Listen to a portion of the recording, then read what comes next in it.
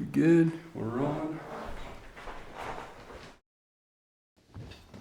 Okay, so this is a video on how to read and why, which I'm pretty much ripping off of Harold Bloom's book, which I figured was kind of pointless considering if you're wondering how to read, why would you read a book? You can't do it. You know, you're unable to read at this point. So I figured I'd make a video, and this is for Gen Z viewers especially, because I'm told that it's extremely hard to focus, which I can relate to. And I've been reading very consistently for the past couple of years, and I found out that it's not as hard as people make it out to be. So that's kind of what this video is about. So I guess the first thing, I'll just say a little bit of where I started.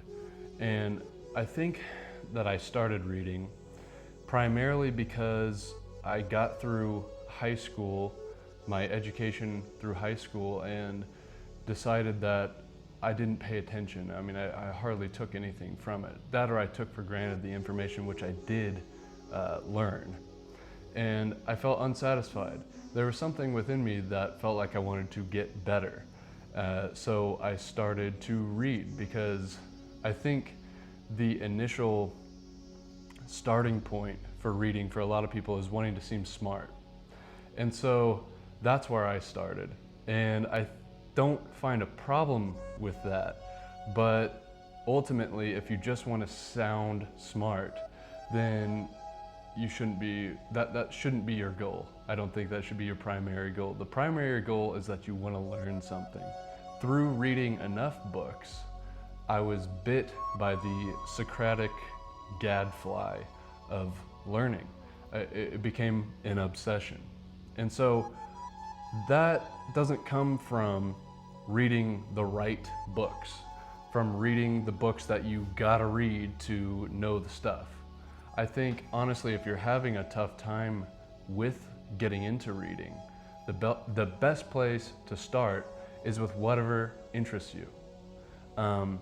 And even if you are reading things that interest you, you're still going to struggle a little bit. Somebody told me the other day that they were trying to read Cormac McCarthy's Blood Meridian. And that is an extremely interesting book. However, it's extremely hard to get into because of the way that Cormac writes. So here's a quick tip that you can do. If you're struggling with physically sitting down with a piece of paper and engaging with what is on here, what you should do is start off by listening to the audiobook. Typically, you can find the audiobooks for whatever you're interested in for free. So think of reading as like a process of painting a house. When you paint a house, you start off with a primer coat, and then you do a second coat, and a third coat if necessary. That's exactly how reading is. So your primer coat, your base coat, could be an audiobook. It's priming your brain for receiving the information. It's creating neural pathways for you to unlock what is going on here. And if you miss things while listening to the audiobook, that's fine. You're gonna catch it the next time around. And say you miss things, you feel like you missed something on your first read through, that's great. Go ahead and read it again. If you can stand to read books over and over again, that's the way you're going to digest them. So that's part one. I think a lot of people think that they have to go through some sort of routine because they almost need to read. You don't need to. You really don't need to read. Only read if you want to. That's step one. Find something which is interesting. It doesn't have to be some book that is philosophical. It doesn't have to be something that's important, an important book. Just find something that grabs you. Find something that you can have an easy time reading. It could be anything. But get in the habit of just sitting down, carving out a space and time. The routine forms itself. If you're, once again, trying to force yourself into doing things, you're gonna have a harder time enjoying it. And this is about enjoyment. Because what you're looking for, what you're probably looking for if you're in the right mindset, is you're looking for knowledge. You're looking for wholeness. You're looking for some sort of completion of self from getting more points of view, expanding your consciousness through reading things, reading ideas, reading about history, reading cultures, things that you could have never thought of. And this is the whole point of a liberal education, is to liberate you from ignorance. I want to say that, that's important. This isn't to flex your knowledge, because most of the time the crazy ideas that you have, people aren't that interested in to begin with. All right, spoiler alert. So if you come in and you're going to try to beat people over the head with this philosophic knowledge, trust me, in my experience, you're going to get a blank stare and people are not going to be that interested. Do it because you want to know it. I guess this is the practical advice part of this. If you're genuinely having a tough time because you're scrolling on the telephone all day, the easiest thing you can do is cut the cord. All right, you're gonna get this advice from anybody. Delete the apps. Quit looking at Instagram. All right, I know there's big booties on there, but just get away from the. You know what's a whole lot better? What's more beautiful than big booties? Knowledge. Okay, so cut out the phone. I live in a house where I do not have internet. Why? Because I'm poor. But this works for me, because what does it create? An environment that is quiet, an environment that has nothing going on, an environment that is not enticing me towards something. If you have a TV, if you have an Xbox, if you have things that where you always feel like you have to be stimulated, why don't you try not paying for Wi-Fi? Try it out. Try deleting everything on your phone except for the bare essentials, okay? Because you need a communication device typically. But try to delete YouTube, delete Instagram, or whatever apps you use that you're usually scrolling on. Delete all of them, and then stop paying for Wi-Fi for a month. Just try it. This is a serious task. This might be a crazy leap for some people, but try it out. See what happens. So that way you are forced to encounter this every day. The great words of Professor Michael Sugrue, he would ask his students the non-rhetorical question, at what time are these books scheduled to read themselves? They're never going to read themselves. You have to engage with this yourself. Now, I'm not here to beat you over the head with it. Once again, find something that grabs you. Don't feel like you have to do it. Okay, but say you are on the extreme side of addiction with the stimulus, things always buzzing around you. Remove it. All right. If your eye causes you to stumble, cast it from you. All right. You get the point. Basic stuff. Next piece here. When you're reading books and you're having a tough time grasping the information, which I did at first because I had no groundwork in place to reference things back to. Once you get into this stuff, it's like building a foundation. You get to higher steps by building smaller steps. And so starting off with reading things and getting information, say you want to go with philosophy, you got to start at the beginning with the Greeks.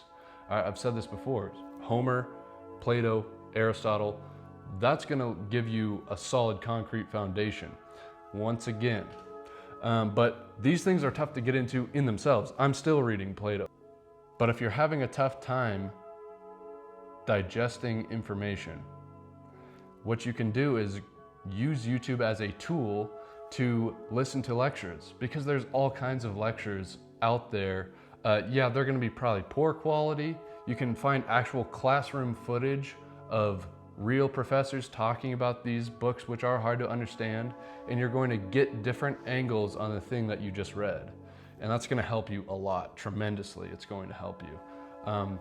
Because hearing things verbalized almost, because some of this language is confusing, okay? It can be tough, but hearing different angles of people talking about these things is going to help. The second thing is that you can, after you have read things, take your phone and video yourself and just try to recite what you just heard or what you just read. Try to recite what you just read. Set your phone up and say you just read a chapter of War and Peace or whatever book, Moby Dick, something good, right? And set up your phone and just try to regurgitate what just went into your head and say it in your own words. This is the whole point of writing papers and doing presentations. This is what you're doing. This is what I'm doing on my channel. When I'm reading things, it's a learning exercise to talk about it. And since nobody reads and nobody cares about literature, nobody's gonna wanna listen to you. So set up your phone and try to just, as an exercise, record yourself talking. And this is gonna help you solidify it, because if you can't talk about the things that you just read, then it's not going to stick in there. It's not gonna be there. So that's another really practical piece of advice. So this is just a short video, different from the usual ones, obviously. But this is like a tutorial of things that helped me to read more. I never went through any kind of dopamine detox to prime my brain for it. I think that you just have to try it. And if you feel like you're constantly going back to the phone and you can't focus, there is a level of discipline and perseverance with it. I'm not on the hit you over the head, you know, discipline equals freedom, Jocko Willink mindset here, but you might need that at first until that Socratic gadfly bites you, and then you are in and you are obsessed. Once you get there, you don't have, like, I have Instagram, I scroll Instagram from time to time, but it's not a problem. It doesn't hinder me from this. But the big two takeaways: read what interests you, not what you think will make you sound smart, and listen to lectures on the books that you read, and speak about the books that you read, or write about them. Those are the big three things. One more thing that's gonna help is taking notes and annotating in your books. This is pretty self-explanatory. You see something that catches you, or something that you are going to try to, that you want to remember, do a little tab, mark it down, write something in here, and this is another way of engaging with whatever you're reading, and that's going to help solidify these things in your head. Don't take it to such a degree where you feel like you have to do it. Only do it with what interests you, okay? Don't feel like this is like, oh, I have to mark it up. You don't have to. It's just an option, okay? And it's an option that's helped me, actually physically engaging with the book.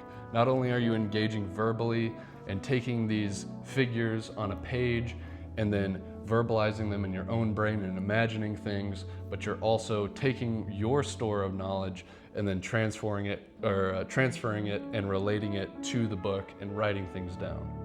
So those are the big things, and hopefully this video helps. Hopefully you all have a good 2026. Good luck to you all. That's it.